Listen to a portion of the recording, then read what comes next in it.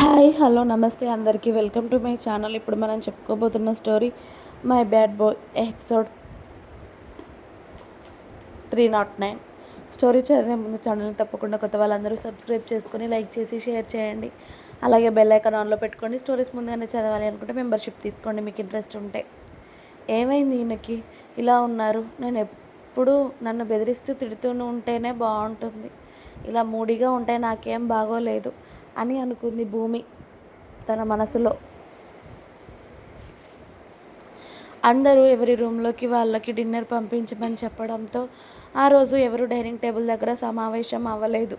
ఎవరి రూమ్లోకి వాళ్ళకి పంపించేశారు మీనాక్షి గారు భోజనం. మనవడు కూడా రాత్రి వరకు వీళ్ళ దగ్గరే ఉన్నాడు, పడుకున్నాడు 10 వరకు.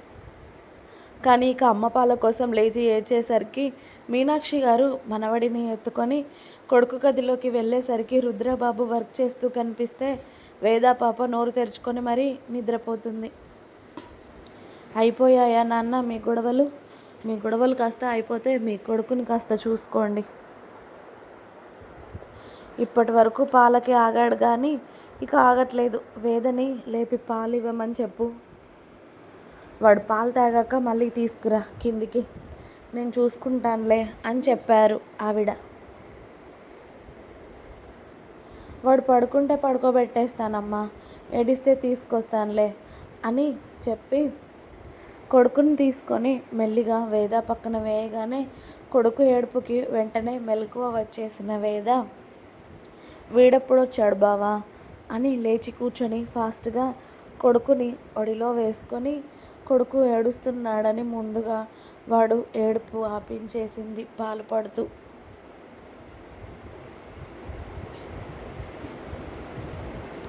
ఆమె ఇంకా నిద్రలోనే ఉండడంతో వాడికి పాలు పడుతూ తూగుతూ ఉంటే రుద్ర వర్క్ పక్కన పెట్టేసి వచ్చి మరదల పక్కన కూర్చొని వేద తలని అతడి భుజం పైన ఆనించుకొని కొడుకుని చూస్తూ ఉన్నాడు.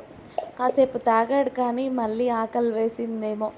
మళ్ళీ ఏడ్చేసరికి ఇక వాడికి కడుపు నిండా పాలు పట్టాక వేద దగ్గర ఉన్న కొడుకుని తీసుకొని పడుకోవే, నేను ఎత్తుకుంటాను వీడిని అని చెప్పి మరదల్ని పడుకోబెట్టి కొడుకుని భుజాన వేసుకొని గంట పాటు రూమ్లోనే అటు ఇటు తిరిగితే అప్పుడు నిద్రపోయాడు ధీరాబాబు. ఇప్పుడు పడుకున్న వాడిని మళ్ళీ బెడ్ మీద వేస్తే ఎక్కడ లేస్తాడో అని చెప్పి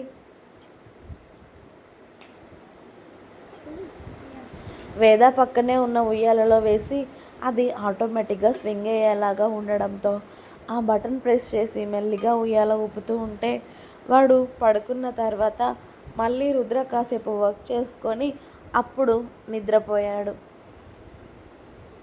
తెల్లవారితే 2 రోజుల్లో ఇక ఎంగేజ్మెంట్. అందరూ ఫుల్ హడావిడిగా ఉన్నారు. మళ్ళీ రుద్ర వాళ్ళ ఇల్లు భూమి ఎంగేజ్మెంట్కి ముస్తాబయ్యింది. ఆ 2 రోజులు గడిచి ఎంగేజ్మెంట్ రోజు రానే వచ్చింది. అమెరికాలో ఆ రోజు ఉదయం రిషి టిఫిన్ చేస్తూ ఉండగా మీ తమ్ముడు అమ్మ కాల్ చేసినా లిఫ్ట్ చేయలేదా నువ్వు? నేను ఆ రోజు మీటింగ్లో ఉండడం వల్ల వాడు కాల్ చేస్తే లిఫ్ట్ చేయకపోయాను, నువ్వైనా లిఫ్ట్ చేయలేదా అని అడిగాడు రిషి. రిషి బిజీగా ఉండడం వల్ల వర్క్ వల్ల అతడు అసలు తీరిక లేకపోవడంతో ఇవాళ జెస్సీతో మాట్లాడుతూ ఉన్నాడు. లేదు బేబీ, మాట్లాడాలి అనిపించలేదు. అయినా ఇన్ని రోజులకి వాడికి అక్క గుర్తుకు వచ్చింది. వాడితో ఏం మాట్లాడాలి నేను అని జెస్సీ కోపంగా చెప్తూ ఉండడంతో వాడి ఎంగేజ్మెంట్కి పిలుద్దామని కాల్ చేసినట్టున్నాడు. చేయక వాళ్ళు కాల్ చేస్తే కూడా మాట్లాడకపోతే ఎలా బేబీ? అమ్మ తమ్ముడు కావాలి అని అంటావు, వాళ్ళు ఫోన్ చేస్తే ఏమో మాట్లాడవు. ఇంతకుముందు అత్తయ్య కాల్ చేస్తే అయినా మాట్లాడేదానివి కదా. ఇప్పుడు ఆవిడ కాల్స్ కూడా అవాయిడ్ చేస్తున్నట్టున్నావు. ఆవిడ నాకు కూడా కాల్ చేస్తుంది. ఇవాళ మీ తమ్ముడి ఎంగేజ్మెంట్, నీకు వెళ్ళాలి అని ఉంటే ఫ్లైట్ అరేంజ్ చేస్తాను అప్పటికప్పుడు, కనీసం ఇప్పటికైనా వెళ్దామని అంటే అని రిషి జెస్సీ ఒపీనియన్ కోసం అడుగుతూ ఉంటే నాకు ఎక్కడికి వెళ్ళాలి అని లేదు బేబీ. పైగా ఈ టైంలో అస్సలు వెళ్ళాలని లేదు అని జెస్సీ డల్గా చెప్తూ ఉంటే రిషి టిఫిన్ కంప్లీట్ చేసి వచ్చి జెస్సీ పక్కన కూర్చొని వాడంటే చిన్నోడు, ఏదో తెలియక 4 మాటలు అన్నాడు. వాడు అన్నంత మాత్రాన నేను బాధపడిపోతాను అని అనుకోకు, అర్థమైందా? నువ్వు అవునన్నా కాదు అన్నా వాడు నీకు తమ్ముడు, నాకు ప్రియమైన బామ్మర్ది. కాబట్టి వాడి హ్యాపీనెస్లో నువ్వు ఉండాలని వాడు కోరుకోవడంలో తప్పు లేదు. కాబట్టి నీకు వెళ్ళాలి అని ఉంటే చెప్పరా, ఇప్పుడే తీసుకెళ్తాను అని అడిగాడు రిషి జెస్సీని. కానీ జెస్సీ రిషి భుజం పైన తలవాల్చి, బేబీ నాకు ఎక్కడికి వెళ్ళాలని లేదు బేబీ, నిజంగా ఈ టైంలో వద్దు. ఎందుకంటే ఈ టైంలో ప్రయాణం చేస్తే బేబీ హెల్త్కి మంచిది కాదు అని చెప్పారు. ఎలాగూ 9th మంత్, ఇంకొక 1 మంత్ అయితే బేబీ కూడా వచ్చేస్తుంది. అవసరమైతే వాడి పెళ్ళి వరకు చూద్దాంలే. వాడికి కడుపుతో ఉన్న అక్క ఎలా ఉందో చూడ్డానికి రావడానికి వాడి ఈగో అడ్డు వస్తుంది. కానీ వాడి ఎంగేజ్మెంట్కి అక్క ఎలా ఉందో ఏంటో అని కూడా చూడకుండా పిలుస్తాడా? వాడు పిలుస్తాడు సరే, కానీ నేను ఎలా ఉన్నాను ఏంటి, నేను వెళ్తానా వెళ్ళనా, నా పరిస్థితి వెళ్ళేలాగా ఉందా అని చూడడా? వాడికి అంత ఉంటే వాడి అక్కని నాకెంత ఉండాలి, చేసుకోనివ్వండి లేరిషి. వాడి ఎంగేజ్మెంట్ అక్క లేకుండానే వాడు హ్యాపీగా ఉంటే మనకు అది చాలు కదా అని. నీకు టైం అవుతున్నట్టుంది బేబీ, ఆఫీస్కి వెళ్ళు అని జెస్సీ రిషి నుండి తప్పించుకొని రూమ్లోకి వెళ్తుంది. కానీ ఆమె కన్నీళ్ళు అతడి నుండి దాచగలుగుతుందా? ఇప్పుడు తమ్ముడు ఎంగేజ్మెంట్కి వెళ్ళాలని ఉంది. ఫోన్ చేయక ఇన్ని సంవత్సరాలకు తమ్ముడు ఫోన్ చేశాడు. అమ్మ కూడా ఫోన్ చేస్తుంది. కానీ ఏదో బలవంతం మీద మాట్లాడట్లేదు. కావాలి అని తను అలిగినట్టు వాళ్ళకి తెలియాలి అని, తను కోపంగా ఉంది అన్నట్టుగా వాళ్ళకి తెలియాలి అని. కానీ జెస్సీకి కూడా బలంగానే ఉంది మళ్ళీ తల్లిని తమ్ముడిని కలవాలి అని. కానీ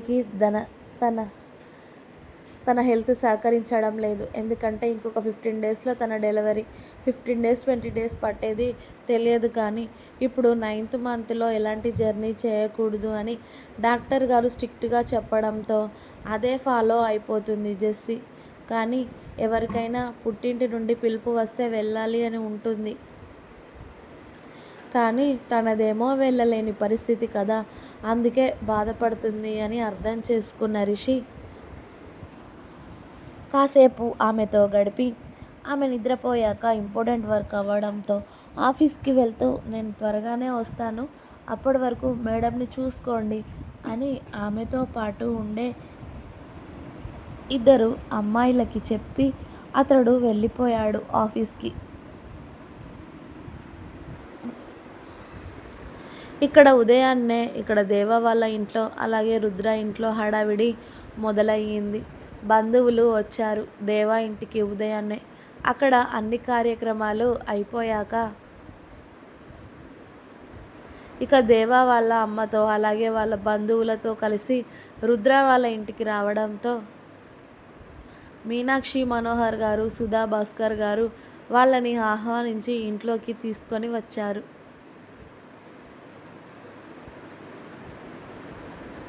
అప్పటికి పంతులు గారు వచ్చి పూజకు అన్నీ సిద్ధం చేసుకున్నారు. తాంబూలాలు, నిశ్చితార్థం తాంబూలాలు కూడా అన్నీ రెడీగా ఉన్నాయి.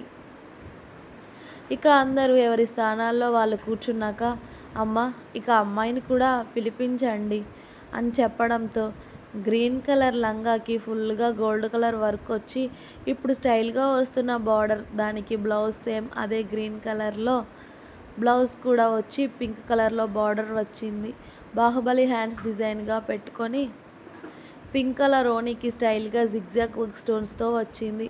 అది వేసుకొని నిండుగా తయారయ్యింది భూమి.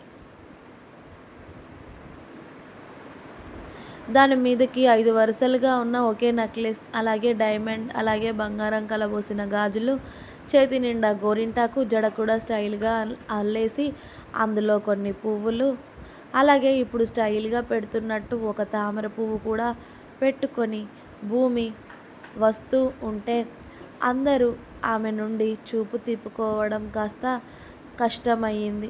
అందరిలోనూ కాస్త ఇంకా ఎక్కువగా కష్టం ఉంది దేవబాబుకి. భూమి మెల్లిగా దేవాని ఒకసారి చూసి మీనాక్షి మనోహర్ గారి మధ్యలో వచ్చి కూర్చోగానే ఇక పంతులు గారు పూజ మొదలు పెట్టడంతో దేవ సూటిగా భూమిని చూస్తూ ఉంటే రుద్ర, చరణ్, శౌర్య దేవ మీదకి పువ్వులు విసిరి మా చెల్లి ఎక్కడికి వెళ్ళదు, ముందు పూజ చేయాలి అన్నట్టు సైగ చేశారు. ఇంకా ఉంది. మీకు నా స్టోరీస్ నచ్చినట్టయితే ప్లీజ్ లైక్ చేయండి, షేర్ చేయండి. అలాగే ఛానల్ని తప్పకుండా కొత్త వాళ్ళందరూ సబ్స్క్రైబ్ చేయండి. Please subscribe my channel. Thanks for watching my video. Bye bye. Please like, share and subscribe. Bye bye. Subscribe చెప్పు.